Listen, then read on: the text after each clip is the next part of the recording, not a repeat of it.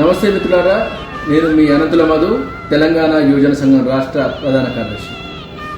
సూర్యాపేట జిల్లాలో 2 రోజుల క్రితం విద్యార్థి సంఘాల నాయకుల మీద ఒక ప్రైవేట్ స్కూలు యాజమాన్యం అక్రమ కేసులు బంధించింది.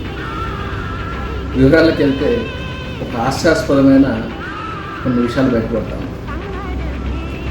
నిబంధనలకు విరుద్ధంగా బుక్స్ అమ్ముతున్న పాఠశాల యాజమాన్యం దగ్గర కొన్ని విద్యార్థి సంఘాలు వెళ్ళి ఆందోళన చేపడుతుంటాయి.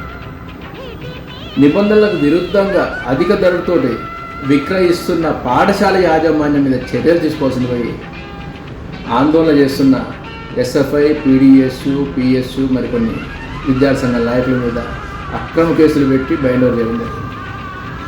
అసలు సూర్యాపేట జిల్లాలో విద్యాశాఖ ఉందా అనే అనుమానాలు కలుగుతున్నాయి.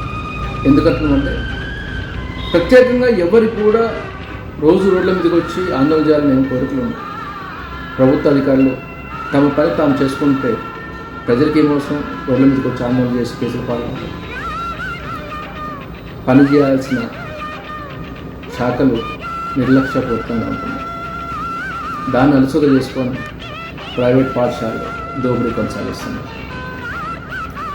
ఎంత దారుణం అంటే ఆ రోజు ఆందోళన చేస్తున్న విద్యార్థి సంఘాలను బుక్స్ అన్నీ తీసుకొని వచ్చి అక్కడ ఆందోళన చేస్తున్న విద్యార్థి సంఘాలను అరెస్ట్ చేసి తిరిగి అదే బుక్స్ని తీసుకెళ్ళి మళ్ళీ పోలీసులు స్కూల్ ఆవరణలో అప్పచెప్పడం జరిగింది. ఇంత జరుగుతున్న ప్రైవేట్ పాఠశాలలో అధిక ధరలకు స్టేషన్ అమ్ముతున్న, చివరికి టై, బెల్ట్, షూస్తో సహా అంటగడుతున్న, కనీసం నిమ్మకు నీరెత్తినట్లు కూడా సూర్యాపేట జిల్లా విద్యాశాఖ ఉంటుంది. ఒకసారి జిల్లా కలెక్టర్ గారు చొరవ చేసుకొని సమగ్ర విచారణ జరపాల్సిన అవసరం. రాష్ట్ర వ్యాప్తంగా సుమారు 3 సంవత్సరాలు విధులు నిర్వహించిన వాళ్ళు, ఒకే చోట నిర్వహించిన వాళ్ళందరూ బదిలీ జరిగింది. అదెంతో గమ్మత్తు, సూర్యాపేట జిల్లా విద్యాశాఖ అధికారులు మాత్రం ఆ నిబంధనలు వర్తించారు. సూర్యాపేట జిల్లా విద్యాశాఖలో మాత్రం ఏదో జరుగుతున్నది. ప్రజలు కూడా అప్రమత్తం కావాలి. ఈరోజు విద్యార్థి సంఘాలు కొట్లాడుతున్నది పేద పిల్లల కోసమే. ఎందుకంటున్నామంటే ఒకవైపు ప్రభుత్వ పాఠశాలలు బలోపేతం కావడం లేదు, కనీసం మౌలిక వస్తువులు కలపడం, విద్యా ప్రమాణాలు అందడం లేదు.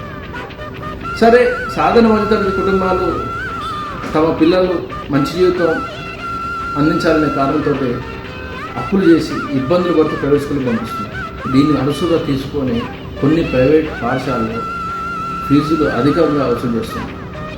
పట్టించుకోవాల్సిన విద్యాశాఖ పట్టించుకునే పరిస్థితులు. తల్లిదండ్రులు కూడా విద్యాశాఖ నిర్లక్ష్యం పైన ప్రశ్నించకపోతే సాధారణ మధ్యతరగతి కుటుంబాలకు విద్య అందని ద్రాక్షగా మిగిలిపోయే అవకాశం ఉంది. అవినీతికి సహకరించే అధికారి ఉగ్రవాది కంటే ప్రమాదం ఈ వ్యవస్థకు. అది గుర్తుంచుకొని వ్యవస్థలోని వర్గాలన్నీ కూడా దోపిడీకి వ్యతిరేకంగా పనిచేయాల్సిన అవసరం. మీ అనంతరం.